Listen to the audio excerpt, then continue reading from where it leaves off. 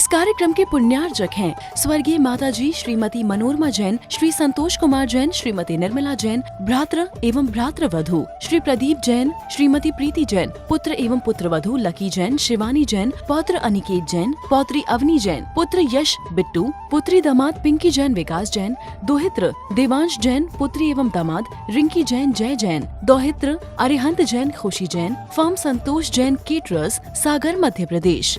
बहुत सावधानी पूर्वक उस छपक के हाथ पैरों की वैयावृत्ति करते हैं, पैरों को दबाते हैं, उन्हें चलने फिरने में सहयोग देते हैं, सहारा देते हैं, सुलाना, बिठाना, खड़ा करना, करवट बदलना और पाँव फैलवाना, पाँव सुकड़वाना, ये सारी चीज़ें वो चार मुनिराज उस छपक की करवाते रहते हैं। चार मुनिराज भी कथाओं का त्याग कराकर छपक को ऐसे मधुर हृदय स्पर्शी शुक्र तथा हितकर धर्मोपदेश देते हैं। बी कथा कौन कहलाती हैं? राजकथा, चोर कथा, स्त्री कथा और भोजन कथा, ये बी कथाएं कहलाती हैं।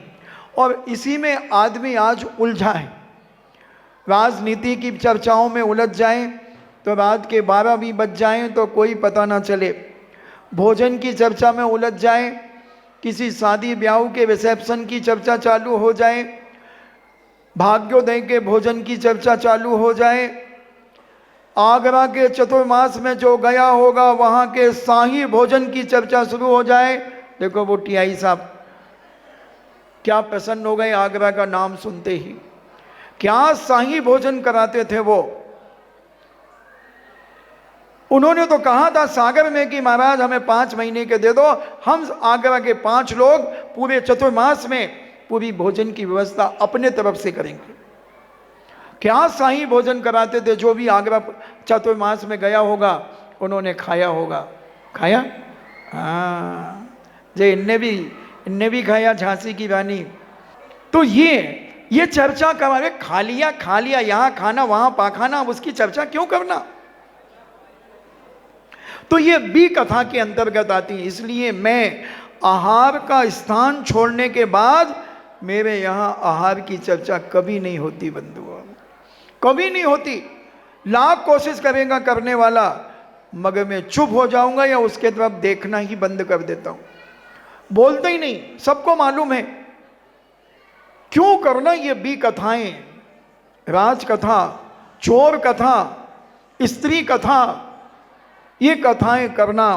तो पूज्य मुनिराज के पास इन कथाओं की कोई चर्चा लेकर के ना चला जाए, कोई मुनिराज को ये बातें ना सुना दे, तो इनके लिए 4 मुनिराज चौकन्ने होकर के बैठते हैं, चौकन्ने रहते हैं और छपक को बड़ी मधुर, जो उनको हृदय स्पर्शी बातें, जो उनके लिए अच्छी लगती हैं, जो उनके लिए उपकार करने वाली हैं, जो हितकर हैं, उनका हित करने वाली हैं, ऐसी अच्छी अच्छी वैराग्य की बातें, उपकार की बातें उनके सामने किया करते हैं और भावना भाते हैं कि इनके परिणाम इन चीज़ों में ना उलझें, भोजन की चर्चा में ना उलझें, क्योंकि पूर्व में उन्होंने भी आहार आदि किए हैं, उनको कोई स्मरण ना आ जाए कि हमें तो भाई गुरघुरी लुचाई अच्छी लगती हैं, हमें दे ही नहीं वो को, कोई के हमें तो इधर से अच्छे लगते। बड़ी आफत है।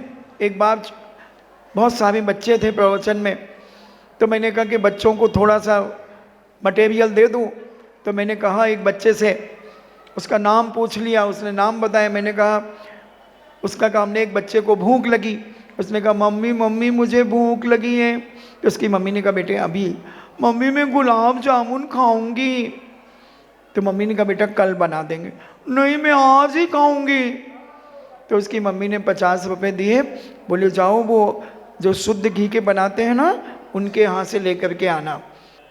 तो देखो उनसे कह देना हमें अच्छे वाले शुद्ध घी के देना, अटपेरा घी के, हाँ गारंटेड। हाँ तो वो ले आई। 50 रुपए में 3-4 अच्छे रसगुल्ले आ गए, काले वाले रसगुल्ले कहते ना, गुलाब जामुन रसगुल्ला। तो वे सफ़ेद वाले या काउद आगरा में खाए होंगे, वही याद आ रहे होंगे उसके। अब देखो रात भर यही, बिल्कुल हंसी ना आए तो कह देना। और वो बिटिया ले आई। अब गुलाब जामुन बड़ा था, उसने जैसे ही खाया तो उसके मुंह में फंस गया। मुझे तो एक स्टोरी सुनाना थी, बच्चों को प्रसन्न करना था। अब वो कहती, मम्मी मम्मी मेरे मुंह में फोड़ा हो गया। तो उसकी मम्मी कहती, ठहरो बेटे, अभी डॉक्टर के यहाँ चलते हैं। तो डॉक्टर के यहाँ गए तो डॉक्टर साहब ने कहा, क्या हुआ? तो कहा, देखो डॉक्टर साहब, सौरभ डॉक्टर साहब के पास ले गए। तो सौरभ डॉक्टर साहब तो बड़े मस्त मौला हैं, और उन्होंने कहा, क्या हुआ? योग्या की मम्मी, क्या हुआ इसे? बोले, देखिए डॉक्टर साहब, इसके मुंह में फोड़ा सा हो गया है। उन्होंने कहा, आ करो बेटे, आ। तो डॉक्टर साहब ने आ किया उसको करने के लिए। तो बच्ची बहुत चालाक थी, क्योंकि सागर की थी, तो उसने दोनों हाथ लेकर के यूं मार दिए, तो गुलाब जामुन निकल करके डॉक्टर साहब के मुंह में चला गया। अब ये हमने बच्चों को कहानी सुना दी। अब दूसरे दिन, हे भगवान, कम से कम 25-40 लोग अपने अपने कटोरे में गुलाब जामुन। उनने सोचा कि महाराज को खाना होगा गुलाब जामुन, इसलिए महाराज ने गुलाब जामुन की कहानी सुना दी। और मैं मीठा वैसे ही नहीं लेता था। महाराज जी, महाराज जी, महाराज जी थोड़ा सा। फिर महाराज जी, कल तो आपने, हमने कहा, ठहर जा बेटा, अभी मेरा मौन खोलने दे, मैं बताता हूँ। और आहार के बाद मैंने कहा, मैंने कहानी इसकी नहीं सुनाई थी कि मुझे गुलाब जामुन खाना है। क्या समझता है तू अपने आप को? बोले, महाराज जी हम लोग तो इसीलिए लेकर के आए थे, तो हमने, तुम खाओ। हमने कहा, वो नहीं हूं मैं। एक बार क्या हुआ, एक दामान जी अपनी ससुराल गए, और सासू ने बड़ी आओ भगत की अपने दामाद की। बहुत सारे भोजन बनाया, 56 भोग बनाए। और उन दामाद जी को पापड़ बहुत अच्छे लगते थे, मगर सासू ने सब चीज़ें परोसी, सब परोसी, मगर पापड़ नहीं दे पा रही थी वो।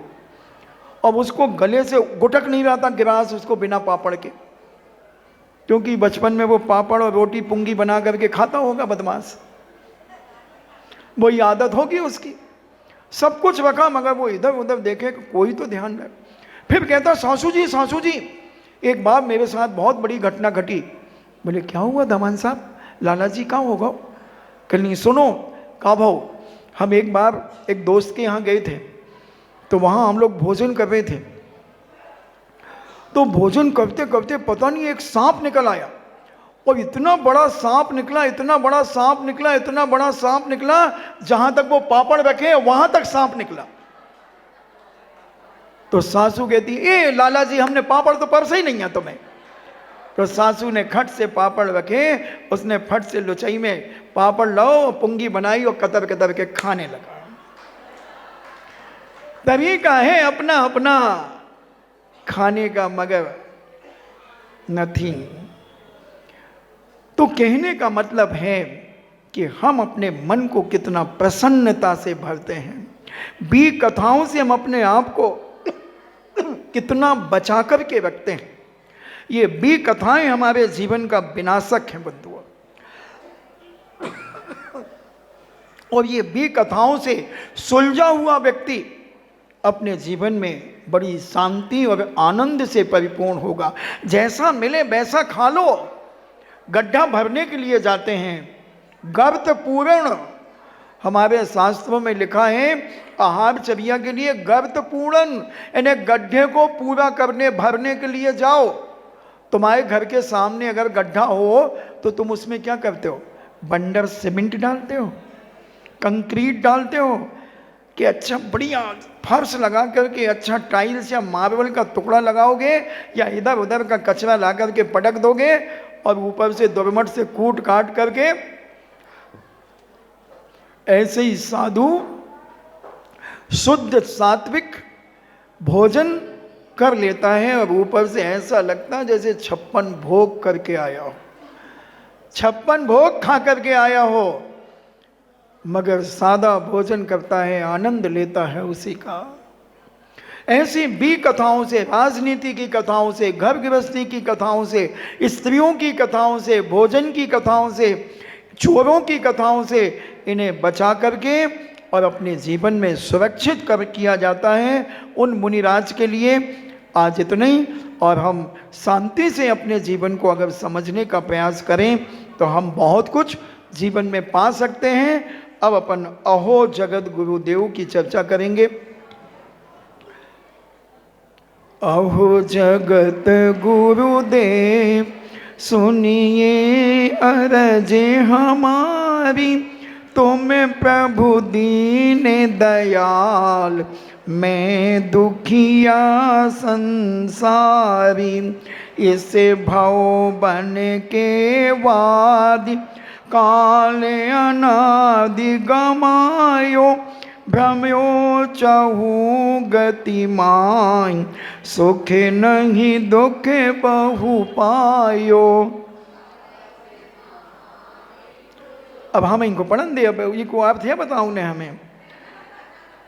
कर में महार पूछो जोर, एक न कान करही जी, मन माने दुख दे, काहू से नाही डरे जी। तो कहते हैं हे प्रभु, हे भगवान, कर्म महारिपु चोर, ये कर्म बहुत शक्तिशाली हैं, बहुत बलवान हैं, ये शत्रु हैं हमारे। रिपु यानी शत्रु, महाशत्रु हैं, बहुत बड़े दुश्मन हैं। हे प्रभु, कर्म बहुत बलवान हैं, शक्तिशाली हैं, बहुत बड़े योद्धा हैं और ये बड़े बल हमारे शत्रु हैं। एक न कान करें जी, और ये किसी के बस में नहीं आते। जिसके बस से हम कुछ नहीं कर पाते, इनके बसबूत होकर के हम अपने जीवन में कुछ नहीं कर पाते।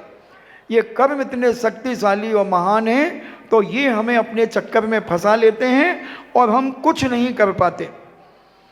मन माने दुख दें, और हमें अनेक अनेक प्रकार से दुखों से पीड़ित करते हैं, दुखी करते हैं।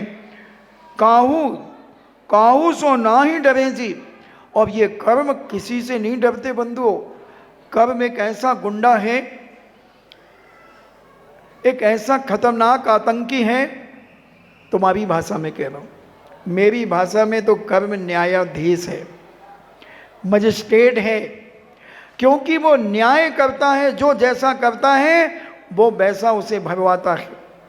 कोई पक्षपात नहीं करता बंधुओं कर्म, मगर संसारी प्राणी कर्म को दोषी कहता है। काहू से ना ही डरे जी, अरे ये कर्म कहता है जिसने जो किया है, पारसनाथ जैसे पिटे हैं बंधुओं। 7 दिन तक पारसनाथ जैसे पिटे हैं, आदिनाथ जैसे 7 महीने 8 दिन तक अंजलि लेकर के पूरे भारत में घूमते रहे, 3 अंजलि गन्ने का रस नहीं मिला। सुपारसनाथ जैसे पिटे हैं। मर्यादा पुरुषोत्तम राम जैसी ताकत 14 वर्ष वनवास में घूमी है। जनक नन्नी जैसी सती सावित्री के ऊपर लांछन लगा है। अंजना जैसी सती 22 साल तक पति के वियोग में वेदनाओं से ओत-प्रोत रही है। बंधुओं, ये काहू से ना ही डरें जी, तो ये कर्म किसी से डरते नहीं हैं। तो तुम इन्हें गुंडा कहो, तुम इन्हें आतंकी कहो, तुम इन्हें बदमाश कहो, मगर साधु संत त्यागी व्यति इनको कहता है ये न्यायाधीश हैं, ये मजिस्ट्रेट हैं, ये दूध का दूध और पानी का पानी करते हैं। किसी के साथ पक्षपात नहीं करते हैं, किसी के साथ पक्षपात नहीं करते, कोई धोखाधड़ी नहीं करते, कोई हेरा फेरी नहीं करते। तुम्हारे कंप्यूटर फेल हो सकते हैं, रडार फेल हो लगते हैं, सब कुछ फेल हो सकता है, मगर जैन दर्शन का कर्म सिद्धांत कभी फेल नहीं हो सकता बंधुओं। और इतनी सूक्ष्मता केवल जैन दर्शन के अंदर है, दुनिया के किसी दर्शन में कर्मों की चर्चा इतनी सूक्ष्मता से नहीं है बंधुओं। अन्य दर्शनों ने तो सारा भगवान के ऊपर छोड़ दिया है, भगवान तुम्हारी क्या मर्जी है। और जैन दर्शन कहता है जिसको मर्ज होता है उसकी मर्जी होती है। हमारे यहाँ भगवान की कोई मर्जी नहीं होती। हमारे यहाँ तो जैसी तेरी अर्जी होती है वैसी कर्म की मर्जी होती है, तू जैसा करेगा वैसा भरेगा। इसलिए अपने आप को सुधारने का प्रयास करें, समझने का प्रयास करें, जानने का प्रयास करें। कबहु इतर निगोद कबहु नरक दिखावई, सुर नर पशु गति माहि, बहुविध नाच नचावई, नाच नचावई। तो कहते कबहु, कभी इतर निगोद में, इतर निगोद, कभी नित्य निगोद, नित्य निगोद में तो है ही। और कबहु, हे भगवान, ये कर्म कभी हमें इतर निगोद में, कभी नरकों में ले जाता है, कभी ये कर्म देवगति में ले जाता है, कभी मनुष्य गति में ले जाता है, कभी गाय भैंस कुत्ता बिल्ली त्रिवंश गति में ले जाता है।